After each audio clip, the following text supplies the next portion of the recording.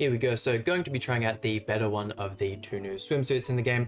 The other one just feeling somewhat illegal. I'm sure you guys all know exactly what I mean when I say that one, but this skin here has got to be by far my favorite skin for the Bloody Ellie.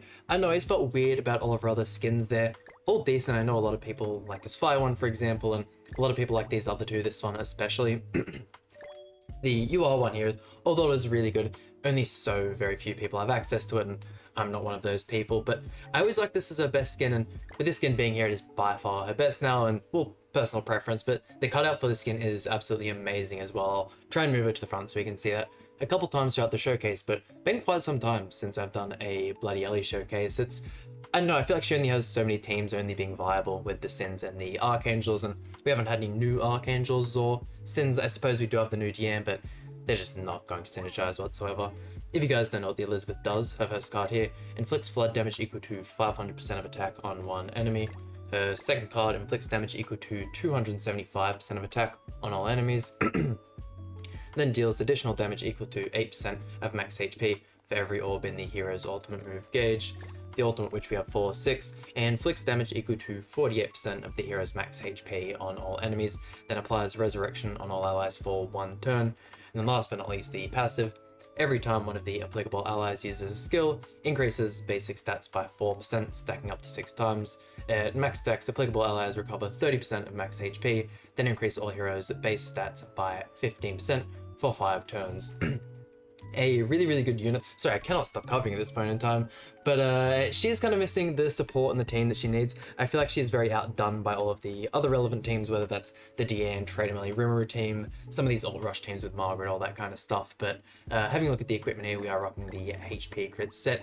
Definitely her best set for PvP. And jumping over to the closet, she's finally got her 5th headpiece. Do we actually have enough cosmetic Unfortunately, not enough to fully upgrade that one, but definitely helps out her CC a whole bunch. I believe that's an extra 7 or 800 CC for the characters, so definitely needing that. But this is the theme we're going to be using today. Probably the best theme for the Archangel since we don't actually have a backline support. And let's get out of Masters. And the list team is a whole bunch of fun. I don't really like when they give these characters these ultimate effects and force you to 6-6 them or get them to high ult levels in order to make them viable. I feel like that is always a terrible decision by Netmarble, but it's their best way of getting money, and the Elizabeth once again is a crazy amount of fun. One of the more unique teams in the game, especially probably since we got the Assault Mode Meliodas, having that full kind of demon team, and cannot wait to have these demon characters to start get the Holy Relics, because once we do, I'm sure we'll see characters like Green Mon Speed and even some of the older Derrieres, maybe the Valentine's Derry, come back into the meta a little bit more, which is super fun. I really wish they would just give these older characters some stat buffs, because that's all that's holding them back.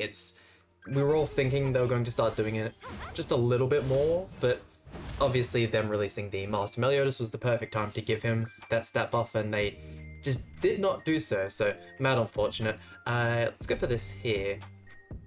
He's probably going to get his heal in this next turn. We go for this, that'll keep all of our Elizabeth cards for after the heal. Not too fussed on missing out on the Margaret ultimate, since we definitely want to max out the Liz passive before that. I definitely should have gone for Gotha in hindsight. I didn't realize we were going to do that much damage. Oh damn, Tamil completely finishing off Melly anyways. Our Elizabeth is going to do some crazy work here. You'll see as well, using her on different teams, or even just using her without the Margaret, how much the whole team's damage drops. Margaret with her Holy Relic and her passive does such an absurd amount for the team, it's actually mind-blowing. I, for quite a while, thought she dropped off. Oh my god, Elizabeth actually patiencing that.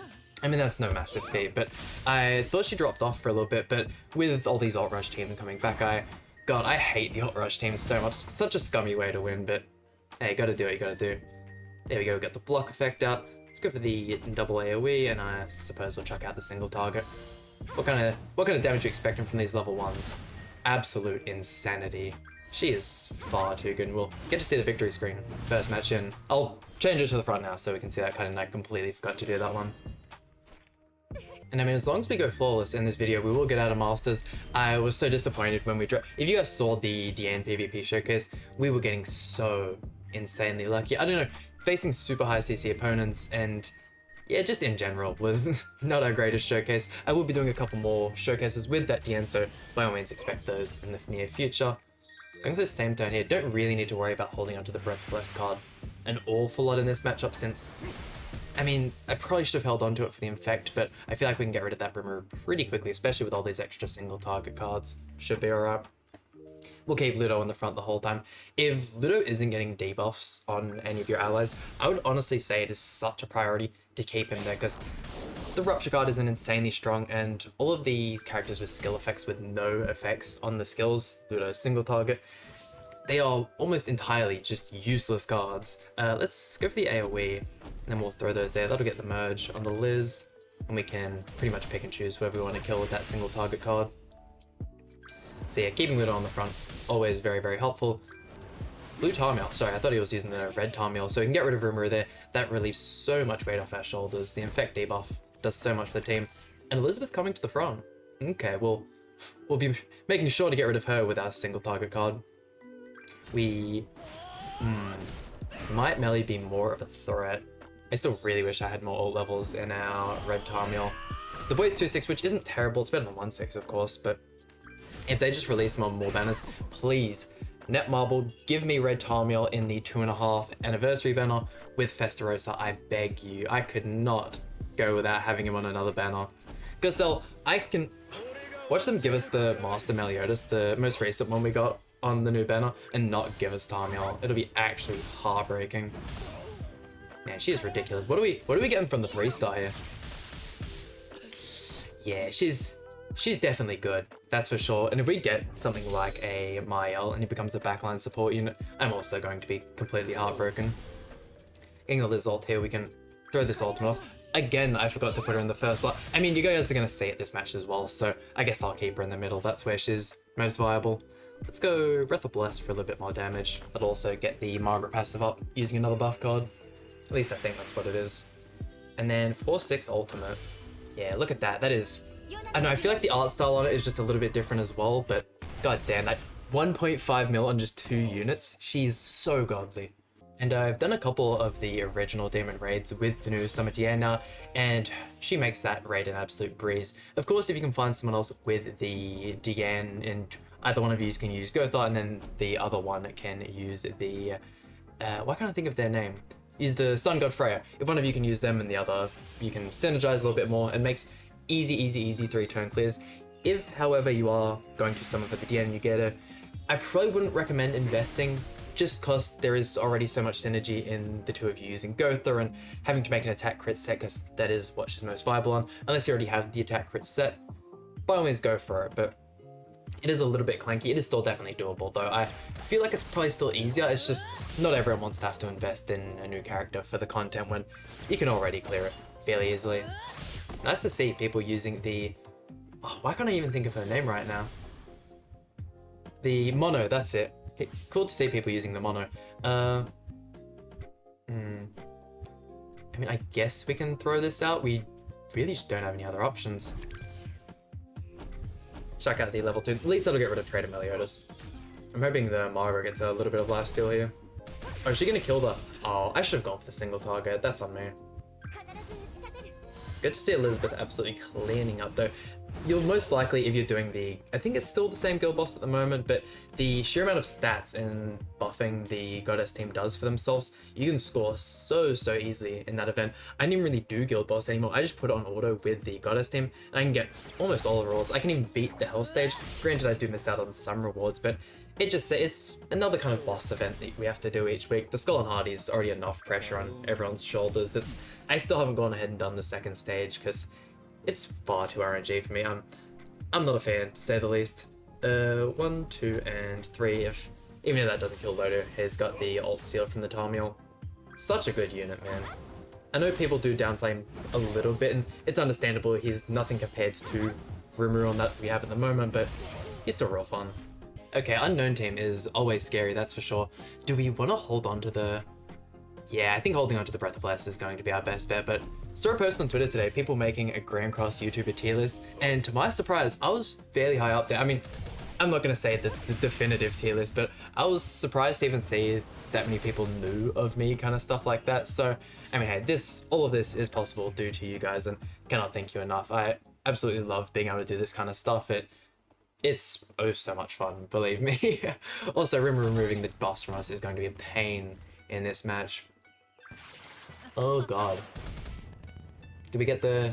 Doesn't go for the... Okay, doesn't go for the attack disable. Freezes that turn. This may be our only chance to kill the Rimuru.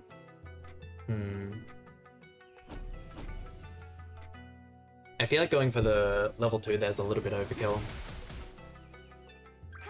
Go for that. I'd really like this level 2 AoE to kill.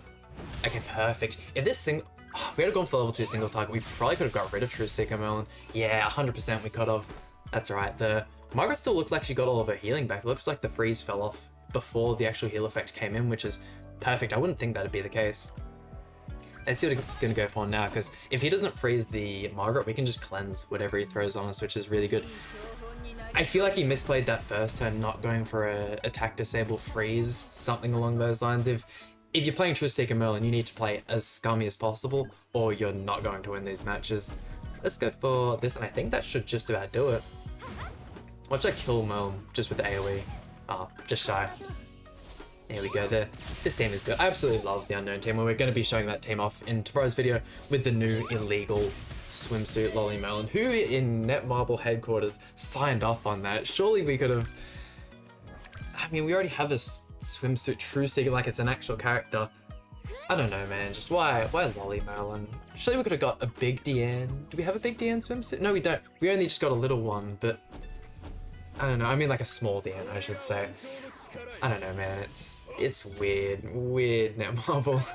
And final opponent of the video, another Archangel team without the bloody Ellie. I always go to call her Goddess Ellie. I'm sure all of you guys understand who I'm talking about at this point, but just such a habit. Is it weird that I was still going to check whether or not someone had the red Tarmiel Grace on them? That's how haunted by him I am. He is... Upon release, everyone looked and was kind of like, but as we got a couple weeks further into the meta, it's so clear how important he is in pretty much every team. Even in PvE content, if you can use him over the blue Tarmiel in Skull and Hardy, it'll help either your Elizabeth or your Freya, whoever you're having a little bit more struggle keeping alive. Survivability so much. Also, the SSR Elizabeth with the comeback on that event has been real fun using it. I do wish I had her Halloween skin though. Halloween's just around the corner, so I'll go ahead and buy that one then. Since I've become the complete and utter the complete and utter pay-to-play that I am today. Let's see. Do we just keep going full send on the Sariel? I think that might be the go. Keep going full send, and then hopefully we can get some more of these cards in this next turn and finish it off. I'd ideally like a level 3, so you can see we saw the damage of the level 3 single target card. If we could show off the level 3 AoE, that would be... Oh damn, Tarmiel going in with the Flood card, Jesus. Can we get those AoE cards? Or the complete opposite, the single target cards. Yep, that's how things are here. We can definitely finish him off in this next turn though. Buff up the Tarmiel there, but if you guys made it this far, by all means, leave a like on the video. I mean, you made it this far, so clearly you're enjoying what you're seeing. But if I was to have one question to ask you guys, we are inevitably eventually going to get a Mael in the game, but I doubt he'll be light type since we have had the Elizabeth, all that kind of stuff. He very well could still be a light type unit, but how long do you guys reckon it's going to be until we get a Mael in the game? Do you reckon it'll be a couple of months? Who knows? Do you reckon we could have a duo banner with the Festarossa and have him be it? That would be probably one of the best celebrations we've had in Grand Cross. I feel like they always do the collaborations so much better than they do we've had Elizabeth as 2 of our anniversaries. Come on. Surely you can look at hype characters, even look at the Sins themselves and think, oh damn, there's some cool characters. Pretty much everyone loves Escanor, and I mean, he hasn't been anniversary. We've had Elizabeth twice. No one cares an awful lot about Elizabeth here, but well, what can you do? If it had been Mael, I would have been so goddamn happy. I mean, it still gives us hope for him to be in a later update. And finishing off with the first forfeit of the video. But I mean, hey, hope you guys enjoyed this one. Super fun going back to the Elizabeth team and trying it out. We don't usually show this girl off an awful amount on the channel, but that just about does it for today's video. Hope you guys enjoyed. Please hit like and subscribe. Really means a lot to me, and I'll see you guys for some more Grand Cross content.